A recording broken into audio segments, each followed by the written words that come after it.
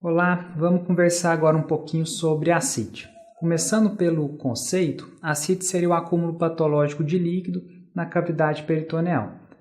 Quando que a gente vai ter a formação desse acúmulo? Quando a quantidade de líquido que é formado, e todo mundo forma uma certa quantidade de líquido que cai na cavidade peritoneal diariamente, essa quantidade supera a capacidade de reabsorção dos vasos linfáticos. E essa capacidade era em torno de 500 ml por dia. Então, se a formação for superior a 500 ml por dia, a gente vai ter o acúmulo de líquido, formação de ascite.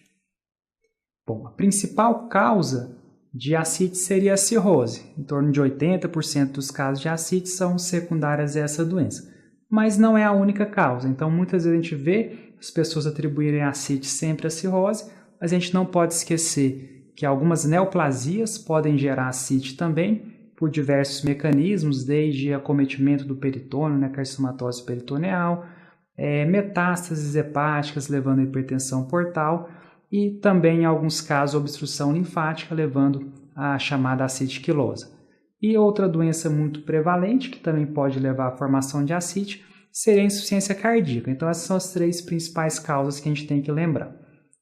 Fora essas três, algumas outras causas menos comuns também podem levar à formação de ascite. Que causas seriam essas?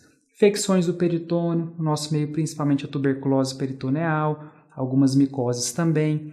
Doenças que cursam com hipoalbuminemia grave, como a síndrome nefrótica, uma desnutrição proteica muito grave, como kwashiorkor, em alguns casos enteropatia perdedora de proteínas, e outras causas ainda menos frequentes, como a insuficiência renal especialmente dialítica, alguns casos de pancreatite, a gente pode ter uma desconexão do ducto pancreático, levando à formação de ascite pancreática e também o hipotireoidismo. Bom, dos pacientes com cirrose, em torno de 50% deles vão desenvolver a ascite no período de 10 anos. Então, metade dos pacientes com cirrose ao longo do acompanhamento, eles vão apresentar ascite. E esse aparecimento da ascite, ele marca para a gente a transição de uma fase compensada para uma fase descompensada da cirrose. Então, a percepção, o diagnóstico da ascite é muito importante. E o prognóstico, infelizmente, ele não é um bom prognóstico. Em torno de 20% dos pacientes com cirrose que desenvolvem ascite, eles vão falecer no período de 1 ano. E por que a cirrose leva à formação da ascite? São dois mecanismos principais. O mais importante deles, a hipertensão portal, especialmente quando a pressão na veia porta supera 10 a 12 mm de mercúrio, e também um quadro de hipervolemia, que é consequência, como vocês vão ver, de uma hiperativação do sistema renina-angiotensina-aldosterona, que vai atuar no rim, aumentando a absorção de sódio e água. Bom, então relembrando um pouquinho com vocês, a veia porta ela é formada pela junção da veia mesentérica com a veia esplênica, e ela é responsável por 75 até 80% do fluxo sanguíneo hepático. A pressão normal da veia porta é uma pressão baixa, menor do que 5 mm de mercúrio. Acima desse valor a gente fala em hipertensão portal e acima de 10 mm de mercúrio uma hipertensão portal clinicamente significativa que já poderia levar ao aparecimento da ascite. O extravasamento de líquido para a cavidade peritoneal ele se dá no sinusoide, no caso dos pacientes com ascite relacionada à hipertensão portal. Então a gente tem extravasamento pelo sinusoide, ele vai escorrer sobre a cápsula hepática e cair na cavidade peritoneal. Lembrando com vocês um pouquinho da histologia hepática, vocês podem ver na figura, a gente tem então o espaço porta, onde a gente vai ter um ramo da veia porta, que o sangue dele vai se juntar com o sangue de um ramo da artéria hepática, desembocando no sinusoide, daí na veia central, veias hepáticas, veia cava inferior e coração.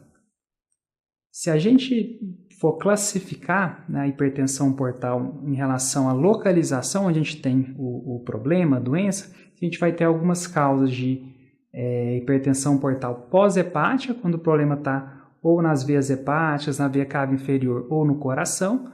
A gente vai ter a hipertensão portal hepática, que pode ser dividida em pós-sinusoidal, sinusoidal, que seria o exemplo da cirrose, e pré-sinusoidal.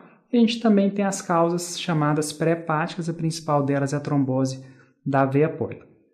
Para a gente ter uma pressão sinusoidal aumentada, a gente vai estar falando então ou de hipertensões portais sinusoidais, pós-sinusoidais ou pós-hepáticas, que a gente vai ter uma transmissão retrógrada dessa pressão. Além da hipertensão portal, o outro mecanismo que contribui para a formação da ascite é a hipervolemia. E por que o paciente cirrótico ele se torna hipervolêmico? Então, tudo começa mais uma vez com a hipertensão portal.